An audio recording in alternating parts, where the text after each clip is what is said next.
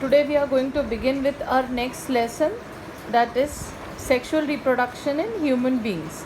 Now you very well know, we have already learned that reproduction is divided into three parts, that is pre-fertilization, fertilization and post-fertilization. The human reproduction also we are going to study under these three headings. So we will begin with the pre-fertilization events. Now when you talk about the human reproduction, all the humans reproduce by sexual reproduction, which involve formation of gametes, then after that transfer of gamete, then fertilization process, after that is implantation, gestation, and last step is the parturition. So formation of gamete is basically gametogenesis, transfer of gamete is insemination, then fertilization you very well know, that is fusion of male and female gamete, which involves the sexual intercourse. Then after that is the zygote formation. That zygote develop into embryo and it is implanted in the uterus of the female. And finally the gestation, that is the 9 months the embryo remains in the female uterus, and parturition means delivery of the child. These are the main steps that are involved in the sexual reproduction of human beings. Now when you talk about sexual reproduction, for sexual reproduction the individual has to reach a particular stage or reach a particular growth or developmental phase. In human being that phase is known as puberty. You have already learned this term in your previous classes. Puberty is basically the age where the sexual organs mature and they start doing their functions. That is they start producing the gametes. Male sexual organs start producing sperms and female sexual organ start producing the ovum. Now you have also learned about the changes that a girl and a boy goes through during the age of puberty. For female the puberty age is generally after 10 years and for males it is after 11 or 12 years. So these are the common changes that you can see. In males the more hair growth is there, the voice become low pitch, then there is a growth of genital areas, then shoulders become broadened, they have the beard and mustaches development.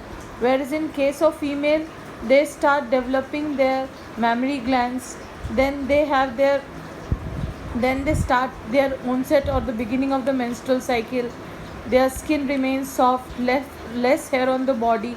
So these are the common changes which are called as secondary sexual characteristics that develop during the puberty stage.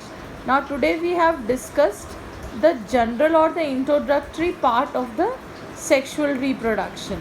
So these are basically the important topics that you must know before starting the main or the core headings. Our next heading is the male reproductive system. Now our next topic for today's class is the male reproductive system. You have already learned in brief about this male reproductive system in your 10th standard. So we will just see the main parts that are involved in the male reproductive system. A pair of testes is there, then you will see this testes. Basically when you talk about the reproductive system is formed of primary organ and the ducts. So primary organ is the testes, we have a pair of testes, and when you talk about the ducts includes epididymis, vasa deferens, urethra, then penis. So the main function of the primary organ testes is to produce the male gamete, that is the sperm, whereas the duct system that we will see, epididymis, vasa deferens, vasa efferentia, seminal vesicle, these basically are involved in either storage of the sperms and they help in transfer of the sperm from the body to outside. Now you know very well that testes are placed outside the abdominal cavity in a pouch like structure that is known as scrotum. The reason behind this is that the testes or the sperm formation needs the temperature lower than the normal body temperature, 2 to 3 degree temperature lower. So that is why the testes are placed outside. If they fail to descend in the scrotum, under that condition the male will not be able to produce the sperms, or the process of spermatogenesis or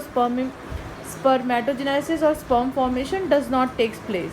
Then you will see here the glands also.